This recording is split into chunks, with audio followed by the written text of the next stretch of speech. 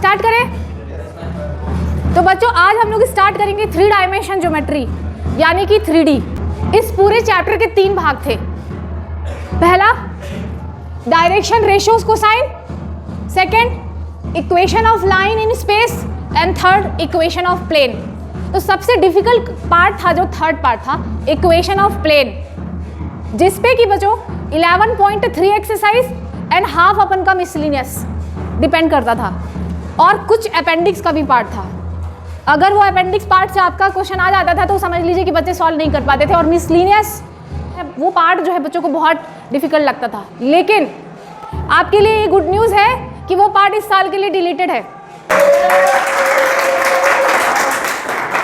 और उससे भी अच्छी बात यह है कि वेटेज उतना ही है जितना पहले था।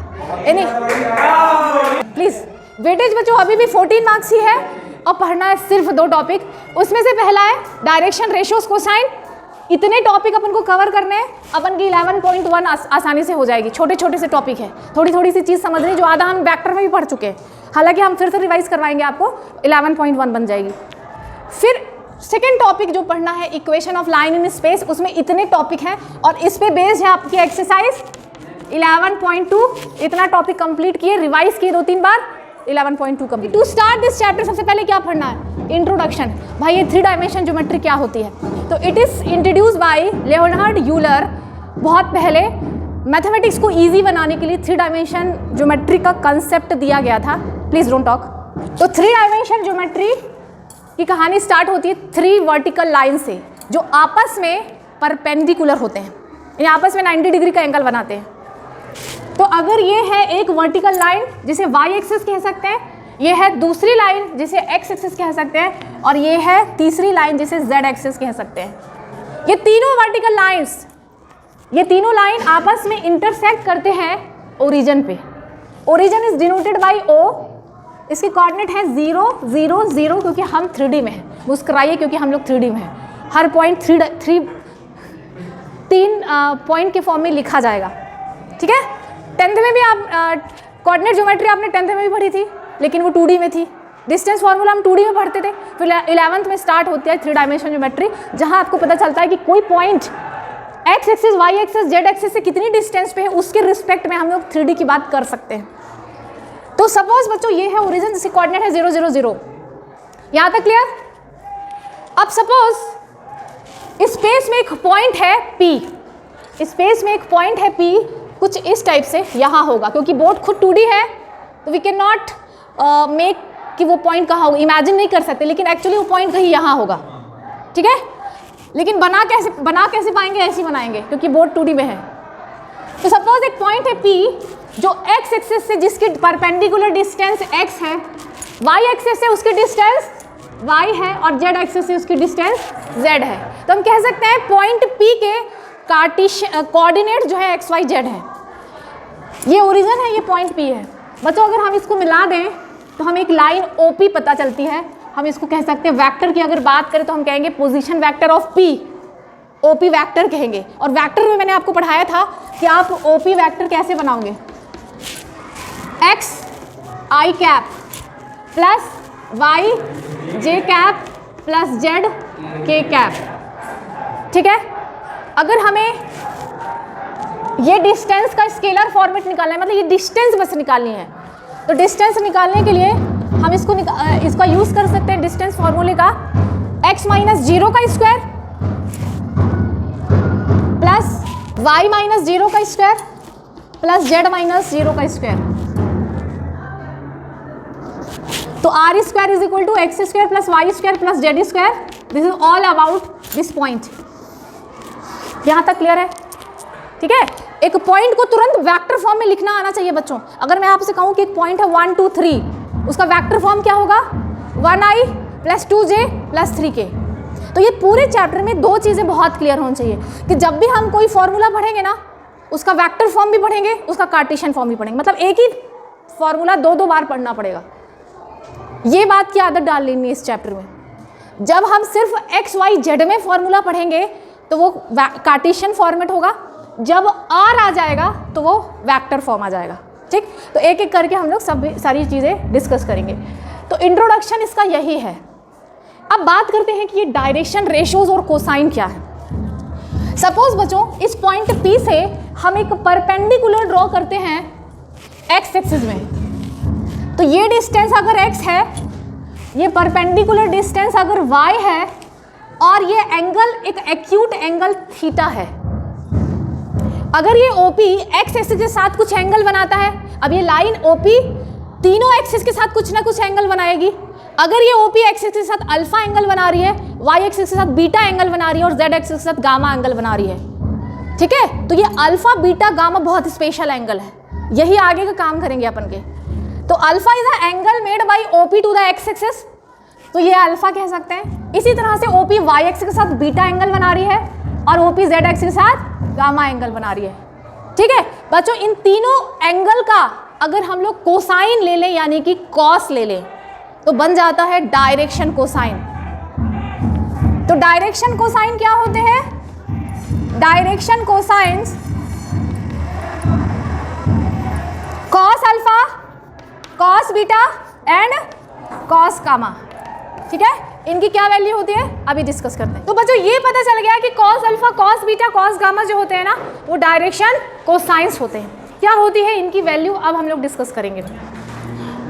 तो ये देखिए cos alpha is the first direction cosine, it is denoted by L। The second direction cosine cos beta is denoted by M। Third direction cosine cos gamma is denoted by N। समझ गए? Cos alpha, cos beta, cos gamma को LMN कहा जाता है। यहाँ तक clear? Now how to find their values. तो जैसे मैंने कहा कि बच्चों OP एक्सिस के साथ जो एंगल बना रहा है, OP एक्स एक्सिस के साथ जो एंगल बनाता है उसको अपन कहते हैं अल्फा। उसका कॉस जो है, अगर उसमें कॉस ले लिया जाए तो डायरेक्शन कोसाइन कॉस अल्फा बन जाता है, जिसे L कहते हैं। Let's find L। अब इसकी वैल्यू निकाल लेते हैं। तो बच्चों आप देख सकते हो कि यहाँ पे एक राइट ट्राइंगल, आप देख सकते हो कि यहाँ पे एक राइट ट्राइंगल फॉर्म होता हुआ दिख रहा है, ट्राइंगल POM, जिसमें ये एंगल 90 डिग्री है। ये कितना है हॉरिजॉन्टल डिस्टेंस? x। तो हम कह सकते हैं कि बेस x है। ये कितना है r, तो हम कह सकते हैं हाइपोटेनस इस राइट ट्राइंगल का r है। कॉस क्या होता है? Cos alpha, base upon hypotenuse यानी OM अपॉन OP। बताइए OM की वैल्यू क्या है? x और OP की वैल्यू क्या है? r। तो कॉस अल्फा की वैल्यू x अपॉन r। और इसी तरह से अगर हम दूसरा ट्राइंगल लिए होते राइट ट्राइंगल जिसमें बीटा एंगल बन रहा है, तो कॉस बीटा की वैल्यू मिल जाती y upon r, cos gamma की वैल्यू मिल जाती z अपॉन r। तो ये भी पता चल गया कि जो डायरेक्शन कोसाइंस होते हैं उनकी value cos alpha, cos beta, cos gamma होती है, और ये x upon r, y upon r और z अपॉन r रिस्पेक्टिवली होते हैं। क्लियर? अब बच्चों 3 नंबर्स होते हैं जो कि इन LMN यानी कि cos alpha, cos beta, cos gamma के भी प्रोपोर्शनल होते हैं, और वो नंबर्स कहलाते हैं डायरेक्शन रेशियोज। डायरेक्शन कोसाइन तो समझ गए थे। अब 3 नंबर्स होते हैं, 3 रियल नंबर्स जो कि इन LMN के प्रोपोर्शनल होते हैं, उन्हें कहा जाता है डायरेक्शन रेशियोज या direction numbers. They are denoted by small a, small b and small c। ठीक है, अब एक बहुत इंपॉर्टेंट बात बताती हूँ जो आपके काम को बहुत इजी बनाएगी। Ratios are denoted by A, B, C। तो डायरेक्शन कोसाइन हम पहले ही समझ गए थे। 3 नंबर्स जो कि डायरेक्शन कोसाइन से प्रोपोर्शनल होते हैं उन्हें डायरेक्शन रेशियोज कहा जाता है। DCS and DRS। DRS direction ratios and DCS direction cosine. ठीक है, तो they are denoted by ABC। अब बच्चों एक बहुत इंपॉर्टेंट बात, मान लीजिए मैंने आपके सामने एक वेक्टर लिखा 3i cap plus 4j cap plus 5k cap. ठीक है, और हम आपसे बोले कि इस वेक्टर का डायरेक्शन रेशियो बताओ, तो पता है डायरेक्शन रेशियोज क्या है? I component, J component, K component, यही डायरेक्शन रेशियोज हैं। यानी वेक्टर से I, J, K कंपोनेंट को लिख लो, ABC, वही डायरेक्शन रेशियोज हैं। यहाँ तक क्लियर? ठीक है, अब हम बात करते हैं डायरेक्शन रेशियोज और कोसाइन का इंट्रोडक्शन हो गया। अब बच्चों उसमें एक रिलेशन भी होता है। अब हम लोग बात करेंगे relationship between direction cosine and direction ratios की। ठीक, प्रूफ इसका नहीं आएगा लेकिन ये क्वेश्चंस के बीच में आपकी हेल्प कर सकता है। हम ये तो जान चुके हैं कि डायरेक्शन रेश कोसाइन होते हैं cos alpha, cos beta, cos gamma, जिनकी वैल्यू ये होती है, and direction ratios are a b c, direction ratios are a b c. बच्चों अगर हम L square plus M square plus N square निकालना चाहें, एल की वैल्यू क्या होती है एक्स अपॉन आर, एम की वैल्यू क्या होती है वाई अपॉन आर, जेड की value cos z upon r. Simplify कर लेते हैं, x square upon r square plus y square upon r square plus z square upon r square. यहाँ तक क्लियर है? आर स्क्वायर एलसीएम हो जाएगा तो यहाँ पे आ जाएगा x square plus y square plus z square. मैंने आपको स्टार्टिंग में x square plus y square plus z square की कुछ वैल्यू बताई थी, किसी को याद है? आर स्क्वायर, इसकी वैल्यू आर स्क्वायर स्टार्टिंग में लिखी हुई है, r square upon r square यानी कि 1। तो प्रूव हो जाता है कि जो डायरेक्शन कोसाइन है ये बहुत ही स्पेशल होते हैं और इनके स्क्वायर का सम जो होता है ना वो 1 होता है। एक चीज़ समझ में आ गई कि sum of square of direction cosine is 1, ठीक। लेकिन अब बहुत बार क्वेश्चंस ऐसे बन जाते हैं, कोई वेक्टर दिया है उसके डायरेक्शन कोसाइन निकालो या डायरेक्शन रेशियोज निकालो। Direction ratios are denoted by a b c. यहाँ तक समझ में आ गया? मान लीजिए हमें डायरेक्शन रेशियोज मालूम है किसी वेक्टर के और कोसाइन निकालना है, तो तुम कैसे निकालोगे? एक रिलेशनशिप होता है, relation between direction ratios and cosine, very important. Cos alpha is equal to plus minus a upon root over a square plus b square plus c square. Cos beta is plus minus b upon root over a square plus b square plus c square. Cos gamma is equal to plus minus c upon root over a square plus b square plus c square. इसको as a formula treat करेंगे हम और इसको questions में use करेंगे कि ratios दिया है तो कोसाइन कैसे निकालेंगे। तो पहला स्टेप है कि आपको इसको याद करना है कि यस ये दिस इज अ रिलेशनशिप। इसका प्रूफ हम नहीं देख रहा है क्योंकि अभी फिलहाल इंपॉर्टेंट नहीं है आपके लिए। डायरेक्शन रेशियोज और कोसाइन में लास्ट कंसेप्ट समझ लेते, फिर एक्सरसाइज 11.1 ईजी हो जाएगी हमारे लिए। बच्चों अगर हमें डायरेक्शन रेशियोज और कोसाइन निकालना हो, अगर 2 पॉइंट दिया हो, यानी 2 पॉइंट दिए हैं, कोई भी 2 पॉइंट हो सकते हैं। एक पॉइंट ए है जिससे कोऑर्डिनेट x1 y1 z1 है, दूसरा पॉइंट बी है जिससे कोऑर्डिनेट x2 y2 z2 है। अब आपसे बोला जा रहा है इसको ज्वाइन करने वाली लाइन का डायरेक्शन रेशियो कोसाइन निकालो। कैसे निकालेंगे? पहले निकालेंगे डायरेक्शन रेशियोज। बच्चों direction ratios, first of all we have to find direction ratios. A होता है x2 माइनस x1, उनके x कोऑर्डिनेट का डिफरेंस। बी होता है y2 माइनस y1, सी होता है z2 माइनस z1। समझ गए? दोनों पॉइंट के x कोऑर्डिनेट को सब्ट्रैक्ट करो, पहला डायरेक्शन रेशियो मिलेगा। y कोऑर्डिनेट को सब्ट्रैक्ट करो, b मिल जाएगा। z कोऑर्डिनेट को सब्ट्रैक्ट करो, c मिल जाएगा। और अगर a b c हमारे पास है तो डायरेक्शन कोसाइन कैसे मिलेगा? इस फॉर्मूले से। क्लियर?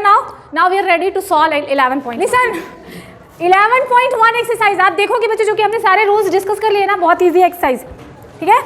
फर्स्ट क्वेश्चन है, if a line makes angle 90 degree 135 45 with x y z axes, find the direction cosine. यानी उन्होंने अल्फा बीटा गामा दे दिया है बच्चों अपन को। अल्फा कितना है 90 डिग्री, बीटा कितना है 135 डिग्री एंड गामा कितना है 45 डिग्री। अब बोल रहे हैं कि डायरेक्शन कोसाइन निकालो। तो हम जानते हैं डायरेक्शन कोसाइन एल होता है कॉस अल्फा, यानी कि कॉस 90 डिग्री। क्या होता है कॉस 90? सेकेंड होता है एम कॉस बीटा, यानी कि कॉस 135 डिग्री। किसी को याद है कौन कॉस 135 कितना होता था?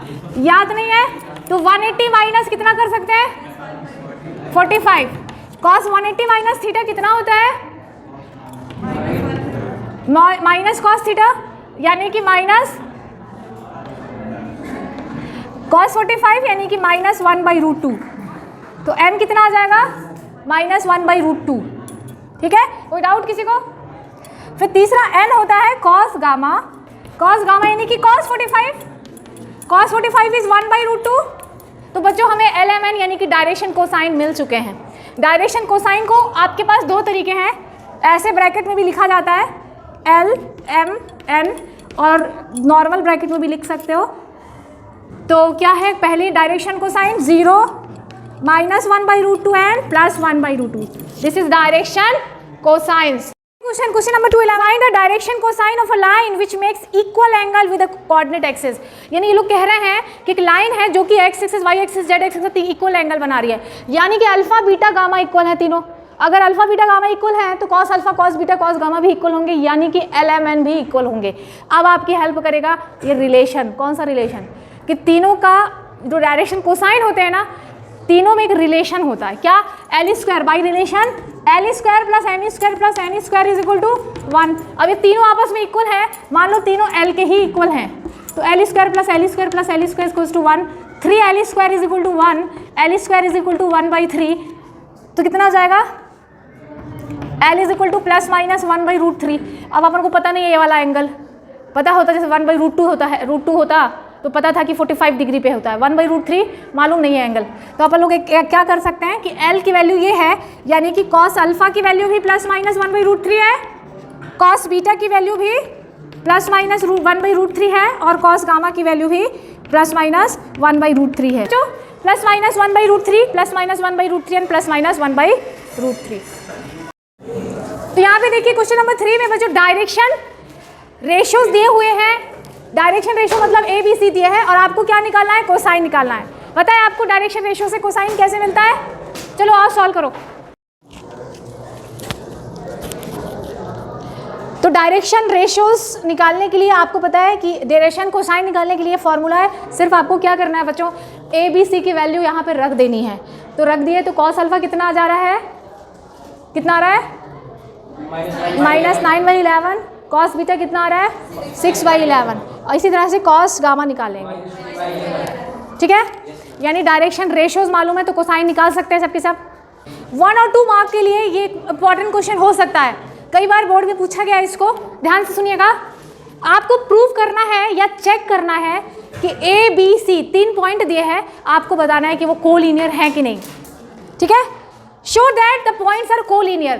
कब होंगे दिए हुए 3 पॉइंट कोलिनियर, अगर A और B का डायरेक्शन रेशियोज B और C के डायरेक्शन रेशियोज के इक्वल हो गए तो ये कोलिनियर हो जाएंगे। How to find direction ratios of AB, मैंने आपको समझाया था कि AB का डायरेक्शन रेशियो कैसे निकालेंगे, डायरेक्शन रेशियोज ऑफ AB, बताइए, x2 माइनस x1, B होता है y2 माइनस y1, और C होता है z2 माइनस z1। ये हम पढ़ चुके हैं। तो A और B का डायरेक्शन रेशो, AB का डायरेक्शन रेशो निकाल लेते हैं, तो ध्यान से सुनिएगा, -1 -2 यानी कि -3, B क्या हो जाएगा, -2 -3 -5, C क्या होगा 1 -4, तो ABC क्या आ गया, ये आ गया। अब जब तक B और C का नहीं मालूम चलेगा, हम नहीं कह सकते कि वो लोग इक्वल है या प्रोपोर्शनल है या नहीं। तो ध्यान से देखिएगा, अभी हम निकालते हैं डायरेक्शन रेशियोज ऑफ BC। अब BC का भी निकाल लेते हैं। अब बच्चों यहाँ से लेना है x1 y1, तो A x2 माइनस x1, बोलिए 5 माइनस 1 यानी कि 5 + 1 यानी कि 6, B y2 minus y1 8 + 2 10, C 7 - 1 यानी कि 6। अब ध्यान से देख के बताइए कि क्या ये दोनों डायरेक्शन रेशियोज इक्वल है या इक्वल नहीं है, तो क्या प्रोपोर्शनल है। तो हम देख सकते हैं -3 में -2 को इंटू करें तो 6 आ जाएगा, -5 में -2 का कर दें तो 10 आएगा, -3 में -2 का करें तो 6 आएगा, यानी कि ये लोग प्रोपोर्शनल हैं, दोनों डायरेक्शन रेशियोज प्रोपोर्शनल हैं। तो हम लोग लिखेंगे as direction ratios of AB and BC are proportional यानी कि सेम रेशियो में है, हेंस ABC आर कोलिनियर। समझ में आ रही बात। और इसलिए बच्चों ये ABC कैसे हो जाएंगे, कोलिनियर हो जाएंगे। डायरेक्शन रेशियोज जो है, अगर 3 पॉइंट दिए हैं A, B और C, हमें बताना है कि ये कोलिनियर है। करना क्या है, AB का डायरेक्शन रेशियो निकालिए, BC का डायरेक्शन रेशियो निकालिए, या तो वो लोग इक्वल हो जाए या फिर प्रोपोर्शनल हो जाए। है ना, यानी कि 2 मल्टीपल 3 मल्टीपल, प्रोपोर्शनल का मतलब तो आप जानते ही होंगे, तो फिर हम कहेंगे कि यस दे आर कोलिनियर। चलिए बच्चों, अब हम बढ़ते हैं मेन टॉपिक की ओर जहाँ से बड़े क्वेश्चंस बनेंगे, ठीक है। जो मेन अभी तक जो टॉपिक हमने डिस्कस किया ना, उसके तो 1 और 2 मार्क के क्वेश्चन ही आएंगे, डायरेक्शन, रेशो, कोसाइन में बड़े क्वेश्चंस नहीं बनते हैं। मेन टॉपिक पे चलते हैं, equation of a line in space.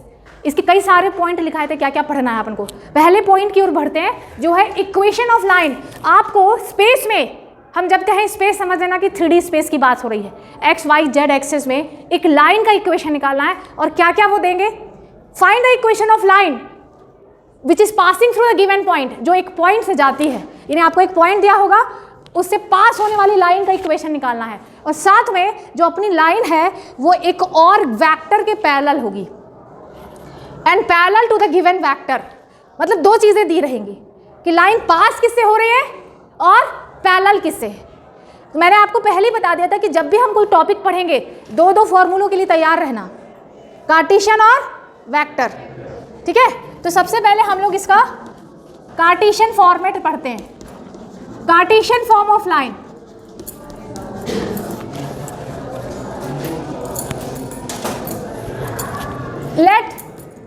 मान लेते हैं बच्चों कि लाइन एक पॉइंट ए से पास हो रही है, passing through the point A, जिसकी कोऑर्डिनेट क्या है, x1 y1 z1।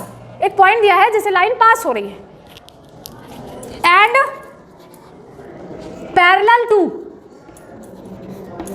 टू, और ये पैरेलल है, लाइन है ना, वो पैरेलल है एक वेक्टर के, लेकिन कार्टेशियन फॉर्म में हमें वेक्टर से मतलब नहीं है, तो line is parallel to another line जिसके की डायरेक्शन रेशियोज आपको मालूम होंगे, वो क्या होंगे, ए बी सी। यानी जो हमारी लाइन है आपको निकालना है बच्चों, वो रेड वाली चौक कहाँ गई, पिंक वाली, चलो कोई बात नहीं।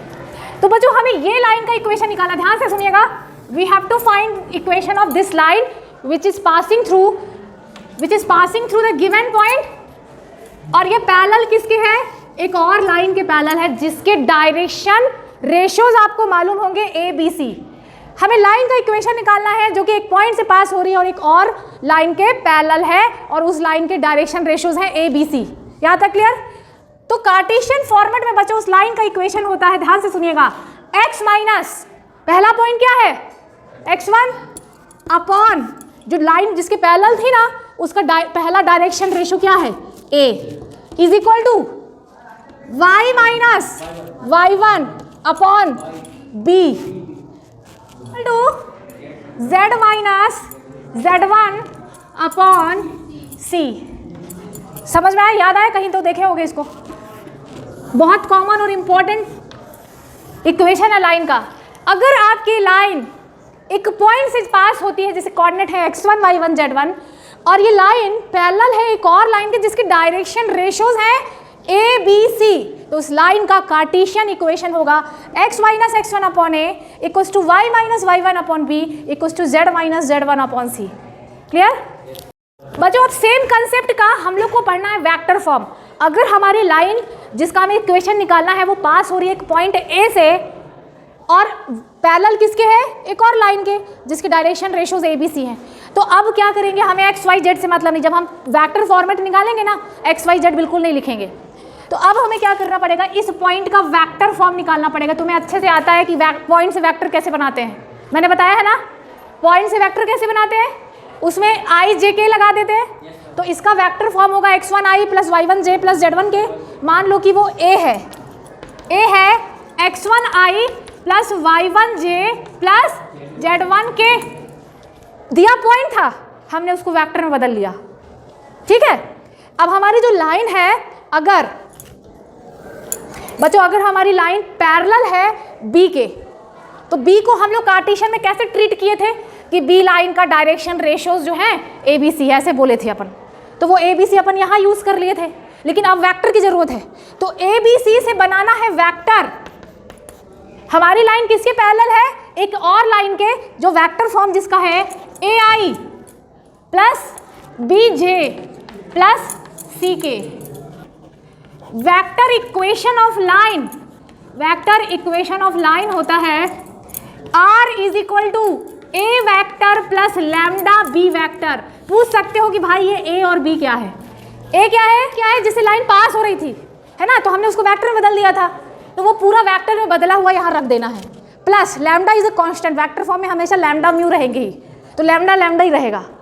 प्लस बी, ये बी क्या है, जो अपनी लाइन के जिसके पैरेलल नहीं थी उसको अपन वेक्टर में बदले थे, तो जो पैरेलल है वो बी है और लाइन जिसे पास हो रही है वो ए वेक्टर है। उन दोनों को बस यहाँ पे सजा देना है, आर की जगह कुछ नहीं करना है, आर आर ही रहेगा। तो क्या मिलेगा, vector equation of line which is passing through a point a and parallel to another line. जो बढ़ते हैं अपनी NCERT एक्सरसाइज 11.2 की जो फर्स्ट टॉपिक पे बेस्ड है, find the equation of line which is passing through the point. उस line का इक्वेशन निकालो जो एक पॉइंट से जाती है, वो पॉइंट ए है, नाम दे देंगे अपने से, एंड पैरेलल टू, तो जो दिया रहता है वो क्या होता है, बी वेक्टर। यही बताया था ना मैंने, आपको इक्वेशन ऑफ लाइन निकालना है। डायग्राम वगैरह अगर आपकी श्रद्धा अनुसार आप बना सकते हो चाहो तो, बाकी रिक्वायरमेंट नहीं है। ये हमारी लाइन है, पास होती है ए से, है ना, passing through a, you have to find this equation and parallel vector कौन सा है, बी वेक्टर। तो तुम्हें ये निकालना है, ये वाली लाइन। चलिए, तो हम सबसे पहले कौन सा निकालेंगे, Cartesian equation of line. Cartesian equation of line, Cartesian equation of line के लिए अपन को क्या चाहिए बच्चों, x1 y1 z1, जो पॉइंट है ना वहीं से उठाते हैं।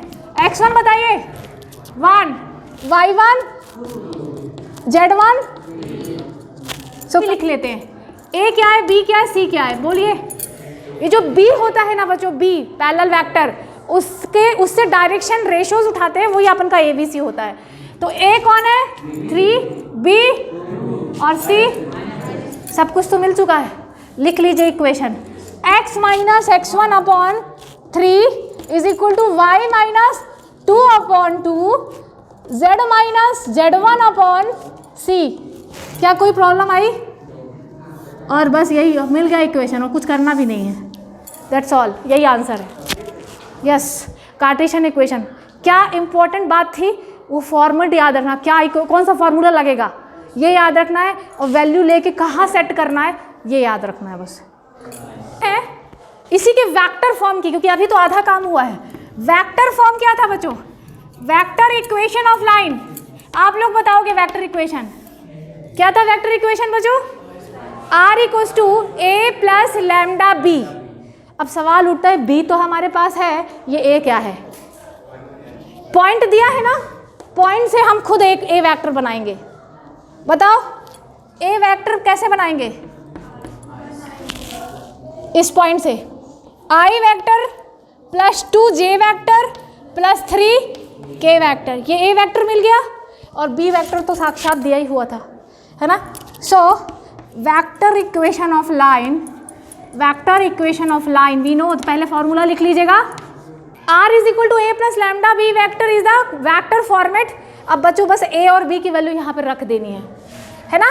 तो ए की वैल्यू बताइए, ए क्या है, i cap plus 2j cap plus 3k cap plus lambda, lambda lambda ही रहे, कोई छेड़छाड़ नहीं इसके साथ। B 3i cap plus 2j cap minus 2k cap, that's all. ये है सेकेंड आंसर।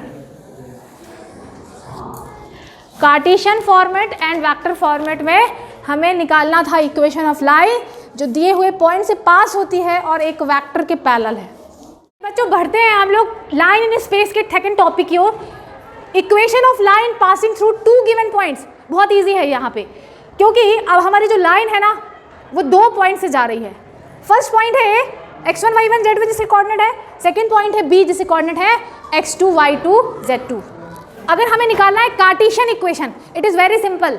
आपको क्या करना है, x माइनस x1 अपॉन, जो पहला पॉइंट है ना बच्चों वो क्या है, उससे फर्स्ट पॉइंट के जो कोऑर्डिनेट उसको मानेंगे x1 y1 z1, second point के कोऑर्डिनेट x2 y2 z2। तो Cartesian equation is very simple to remember, x minus x1 upon x2 minus x1 is equal to y minus y1 upon y2 minus y1 is equal to z minus z1 upon z2 minus z1। क्या इसे याद करना मुश्किल है?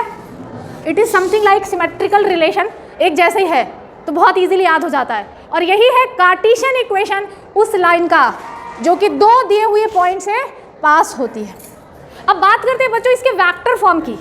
Vector form में क्या करना है, पहले पॉइंट का वेक्टर इक्वेशन वेक्टर फॉर्म बनाना है, ए वेक्टर निकालना है। इसके लिए क्या करना है, जो पहला पॉइंट है ना उसका पोजीशन वेक्टर निकालना है, ए वेक्टर। तुम्हें पता है एक पॉइंट से वेक्टर कैसे बनाते हैं। फिर दूसरे पॉइंट का भी पोजीशन वेक्टर निकालना है, उसे बी वेक्टर नाम देंगे, यानी पॉइंट को बदलेंगे वेक्टर में, तो ए वेक्टर बी वेक्टर मिल जाएगा। अब बस वैल्यू यहाँ रख देंगे, ए वेक्टर निकाल लेना, बी वेक्टर। अगर पहला पॉइंट x1 y1 z1 है तो बताइए बच्चों ए वेक्टर क्या होगा, x1 i cap plus y1 j cap plus z1 k cap, और दूसरा point x2 i cap plus y2 j cap plus z2 k cap. और बस वैल्यू यहाँ रखनी है, r is equal to a plus lambda. यहाँ तक तो बिल्कुल वैसे ही इक्वेशन है। क्या था पहले formula, a plus lambda b, लेकिन अब क्या होगा b माइनस a, इतना सा चेंज है। समझ गए? अब हमने फॉर्मूला अच्छे समझ लिया है। बात करते हैं कि इसमें कौन कौन से क्वेश्चन है इस टॉपिक पे। क्वेश्चन नंबर 8 और 9, 11.2 का 8 और 9 क्वेश्चन। 8 क्वेश्चन में कह रहा है कि find the equation of line which is passing through origin. तो पहला पॉइंट ना 0 0 0 बन जाएगा, और दूसरा पॉइंट यहाँ पे दिया है। तो चूंकि थोड़ा ये ज़्यादा ईजी है इसलिए हम लोग 8 ना देख के 9th देख रहे हैं। 9 क्वेश्चन है, find the equation of line which is passing through these 2 point. पहला पॉइंट है 3 - 2 - 5 और दूसरा पॉइंट है 3 - 2 6। इन दोनों से जाने वाली लाइन का इक्वेशन निकालना है। हमें पता है कि कार्टेशियन इक्वेशन ऑफ लाइन ये होता है। अब क्या करना है, बस इसमें वैल्यू रख देना है ना। क्या वैल्यू रखना डिफिकल्ट है, और वैल्यू रख के सॉल्व भी नहीं करना, बस ऐसे रख देना है, कुछ करना नहीं है इसमें। तो चलिए हम लोग लिखेंगे Cartesian equation of line is this. तो रख दीजिए वैल्यू x माइनस x1 क्या है 3 अपॉन x2 माइनस x1 कितना आ जाएगा 0 is equal to y minus y1 y minus y1, तो y plus 2 upon 0 is equal to z minus z1 z plus 5 upon, ठीक है।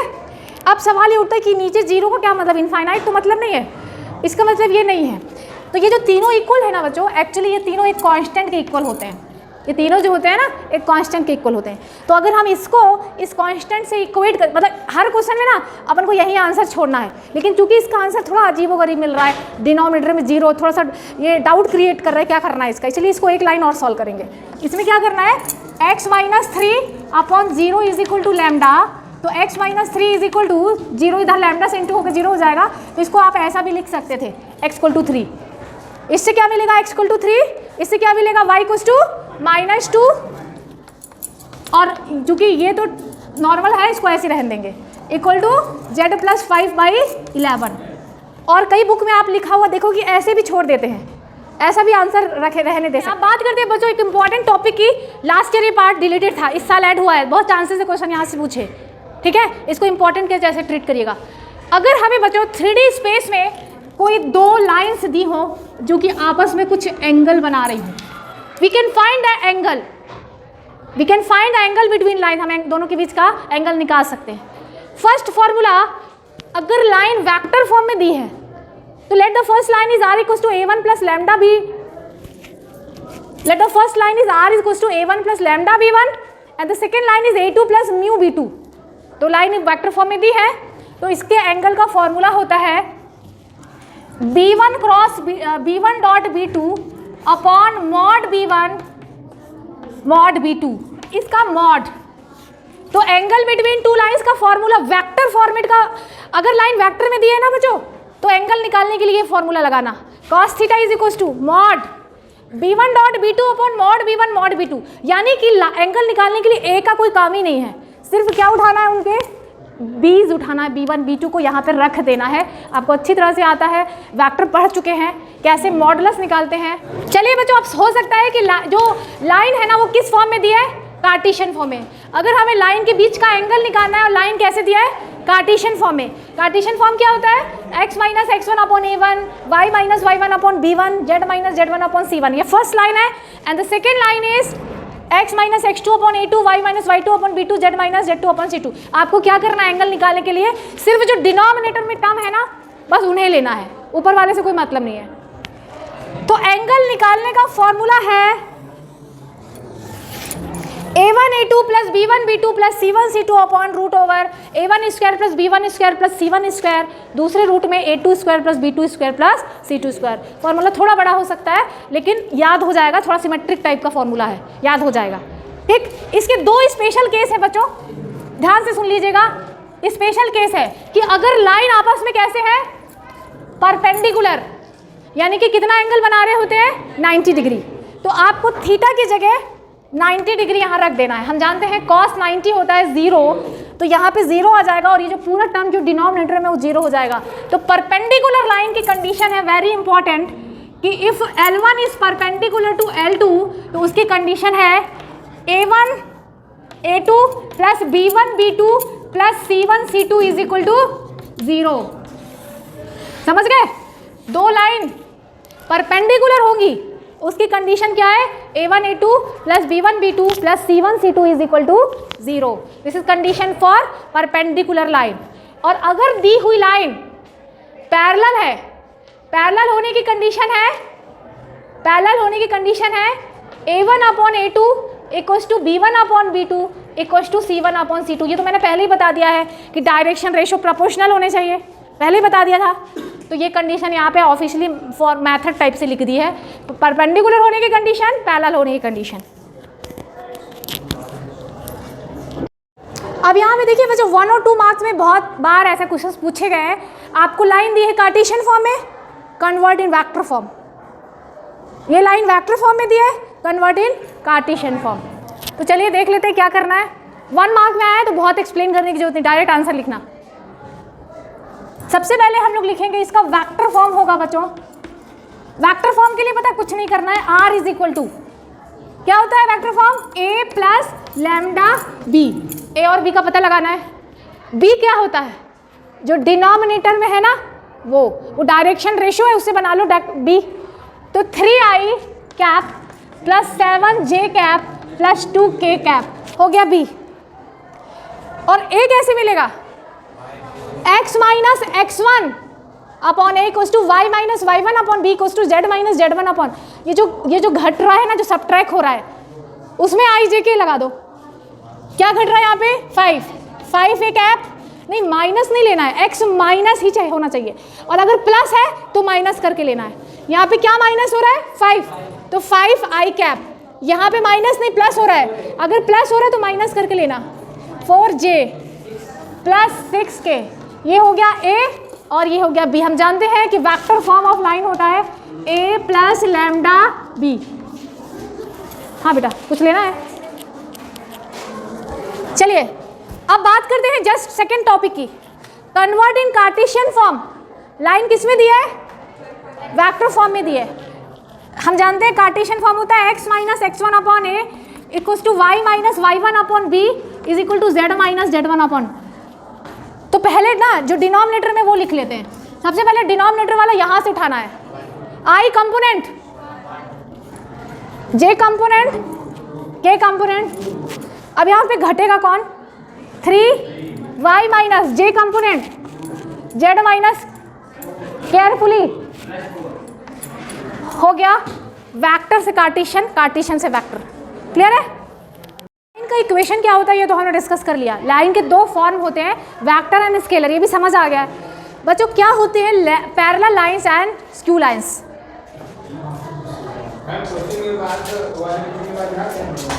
हाँ वो जो पढ़े थे अपन उसके बाद अब यही है, ठीक है। हमें कैसे पता चलेगा कि गिवन लाइन जो है वो पैरेलल है कि स्क्यू है?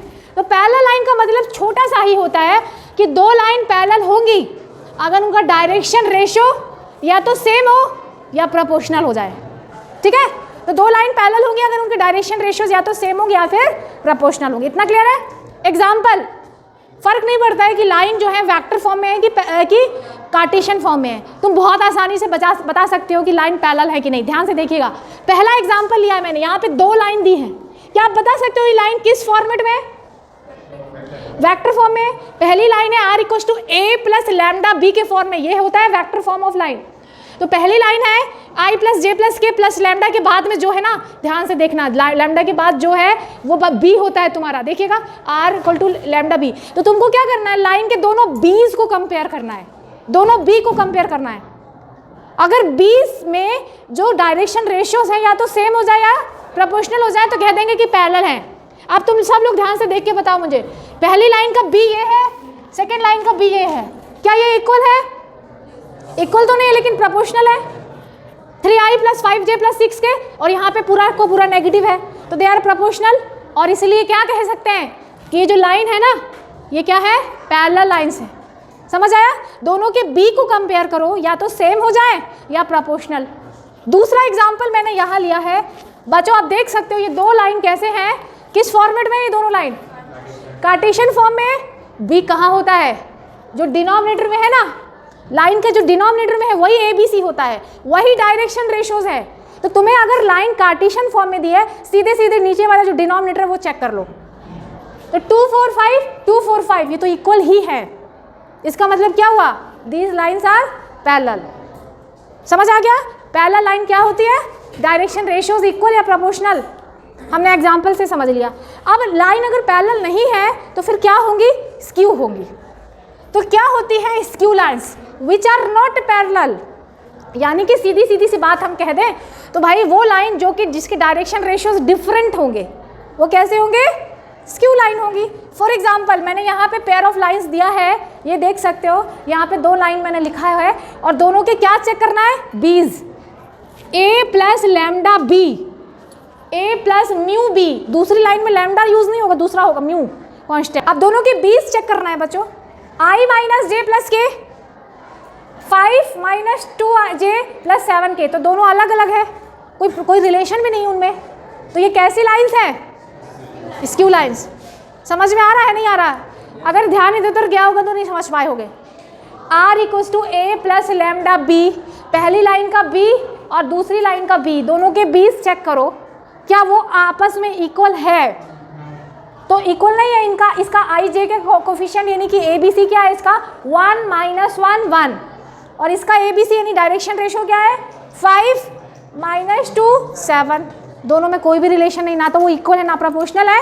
Hence these two lines are not parallel but skew.